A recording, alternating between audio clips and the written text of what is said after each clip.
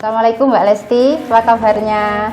Oh iya, kali ini mau konsultasi tentang apa? Ini dok, kalau bulan puasa itu gimana biar caranya biar nggak bau mulut? Bau mulut ya? Oh iya, apalagi Mbak Lesti kan pakai behel ya. Memang itu kendala.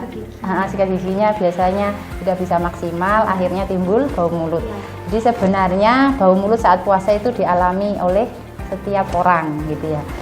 Menurut penelitian 80 juta penduduk dunia itu mengalami bau mulut. Ini sekalian kita jelaskan, terutama itu biasanya karena rongga mulutnya yang tidak maksimal bersih gitu ya. Jadinya yang dilakukan pertama adalah memaksimalkan kebersihan rongga mulut. Pertama penyebabnya bau mulut itu karena sikat gigi yang tidak bersih, tidak tuntas. Apalagi kalau sahur itu biasanya keburu-buru ya, makanannya sudah disiapkan tapi mungkin kita nggak bangun-bangun, jadi akhirnya terlewat sampai subuh tidak sikat gigi.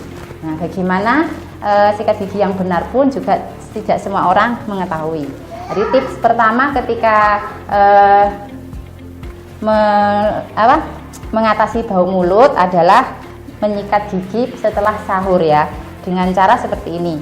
Ambil saja odol, dituang sedikit saja sebiji jagung di pucuk seperti ini, lalu digerakkan dengan arah sumbu gigi seperti ini ya, dari atas ke bawah. Nah, seperti ini. Nah, sampai 5 kali biasanya, 1, 2, 3, 4, 5 gitu ya. Yang ini 1, 2, 3, 4, 5. Ini Mbak Lesti. Yang samping juga 1, 2, 3, 4, 5.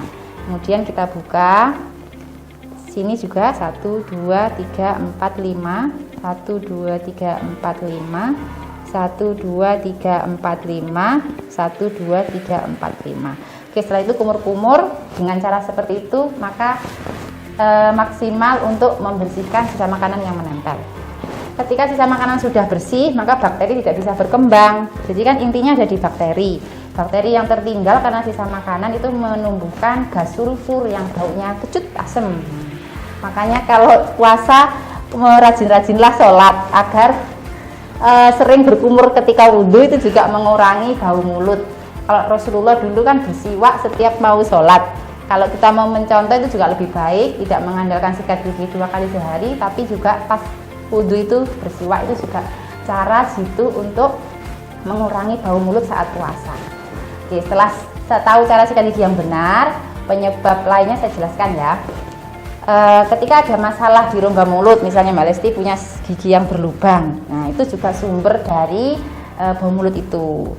Karena ini ya saya jelaskan ya, gigi itu kan macamnya 3 lapis. Yang putih itu yang kita senyum warnanya putih itu enamel. Kemudian yang kuning, ya ini Mbak Lesti, ada yang kuning dentin, terus yang sampai dalam ini pulpa. Ketika lubangnya sudah sampai dentin atau pulpa, nah itu bakteri bisa berkembang sama bikin bau mulut ya. Kemudian dari gigi sudah, maka dari kesehatan gusi. Kita lihat kalau Mbak Lesti misalnya kesehatan gusinya sudah baik, maka jarang sekali bau mulut. Tapi kalau ada karang gigi atau terjadi pembengkakan di gusi, itu akan menyebabkan bau mulut juga. Maka sebelum puasa dianjurkan ke dokter gigi untuk membersihkan karang gigi, merawat gigi yang lubang, sama merawat gusi yang mungkin terjadi pembengkakan agar mengurangi penyebab dari bau mulut. Terus bau mulut penyebab terakhir yang di luar rongga mulut juga ada, yaitu dari penyakit sistemik. Tahu maksudnya? Penyakit sistemik itu adalah penyakit selain rongga mulut yang juga berpotensi membuat rongga mulut jadi bau gitu ya. Misalnya diabetes mellitus, punya asam lambung yang tinggi. Jadi ketika puasa orangnya kurang menjaga stamina, kemudian makanan tidak dijaga, bisa memicu sakit yang tadi, maka efeknya juga ke bau mulut. Karena kalau bau mulut setiap kita menghembuskan nafas kan berhembus ya, jangan sampai membuat orang lain berhembus juga. Berhembus dari pandangan kita sehingga mengganggu aktivitas kita. Apalagi misalnya Mbak Lesti kan mahasiswa, yang perlu bertemu dengan banyak orang. Terus teman-teman semua yang juga sudah menyimak ini juga seringnya berinteraksi, jadi jangan sampai karena puasa yang ludahnya kan kering ya, karena ludah kering akibatnya pasti kok pas puasa sama nggak puasa itu lebih seringnya bau mulut pas puasa karena asupan minum yang berkurang, terus ludahnya kan berkurang juga, sedangkan ludah itu sendiri adalah antibodi kita. Nah, antibodi untuk melawan bakteri, misalnya Streptococcus mutan. Streptococcus mutan itu di mulut ini menyebabkan bau mulut. Nah, akhirnya penurunan ludah tadi membuat dia tadi memang bau mulut. Nah, tips-tips tadi semoga bisa menjadikan puasa kita lebih fresh dan terhindar dari bau mulut. Demikianlah tips agar tidak bau mulut selama puasa dari saya. Semoga bermanfaat. Sampai jumpa.